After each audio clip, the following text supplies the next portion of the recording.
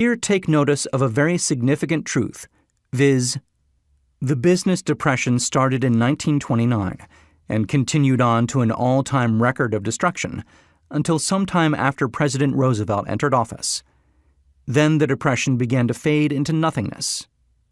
Just as an electrician in a theater raises the lights so gradually that darkness is transmuted into light before you realize it, so did the spell of fear in the minds of the people gradually fade away and become faith. Observe very closely. As soon as you master the principles of this philosophy and begin to follow the instructions for applying those principles, your financial status will begin to improve, and everything you touch will begin to transmute itself into an asset for your benefit. Impossible? Not at all. One of the main weaknesses of mankind is the average man's familiarity with the word impossible. He knows all the rules which will not work. He knows all the things which cannot be done. This book was written for those who seek the rules which have made others successful and are willing to stake everything on those rules.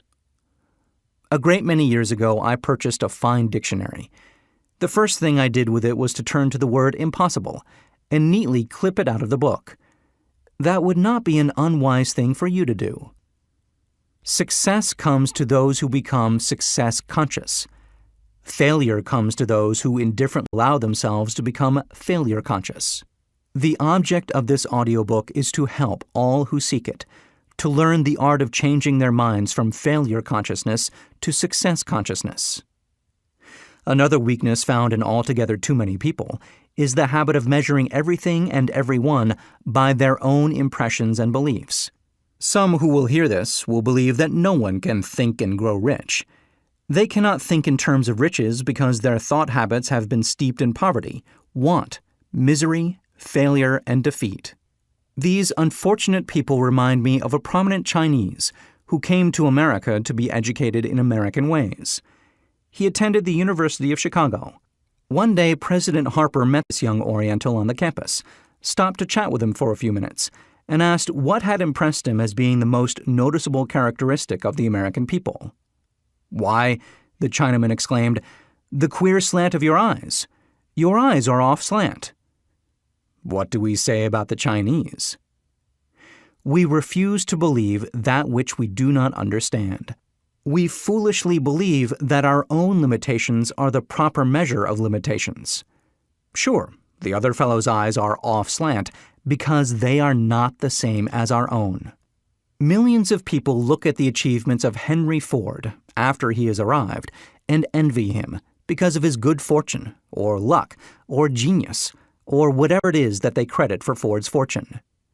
Perhaps one person in every 100,000 knows the secret of Ford's success, and those who do know are too modest or too reluctant to speak of it because of its simplicity. A single transaction will illustrate the secret perfectly. A few years back, Ford decided to produce his now famous V8 motor. He chose to build an engine with the entire 8 cylinders cast in one block, and instructed his engineers to produce a design for the engine. The design was placed on paper, but the engineers agreed to a man that it was simply impossible to cast an 8-cylinder gas engine block in one piece. Ford said, "Produce it anyway." But they replied, "It's impossible." "Go ahead," Ford commanded, "and stay on the job until you succeed, no matter how much time is required." The engineers went ahead. There was nothing else for them to do if they were to remain on the Ford staff. 6 months went by. Nothing happened. Another 6 months passed, and still nothing happened. The engineers tried every conceivable plan to carry out the orders, but the thing seemed out of the question. Impossible. At the end of the year, Ford checked with his engineers, and again they informed him they had found no way to carry out his orders. "Go right ahead," said Ford. "I want it, and I'll have it." They went ahead, and then, as if by a stroke of magic, the secret was discovered. The Ford determination had won once more. This story may not be described with minute accuracy, but the sum and substance of it is correct. Deduce from it, you who wish to think and grow rich, the secret of the Ford millions if you can. You'll not have to look very far. Henry Ford is a success because he understands and applies the principles of success. One of these is desire, knowing what one wants. Remember this Ford story as you listen, and pick out the lines in which the secret of his stupendous achievement have been described. If you can do this, if you can lay your finger on the particular group of principles which made Henry Ford rich, you can equal his achievements in almost any calling for which you are suited.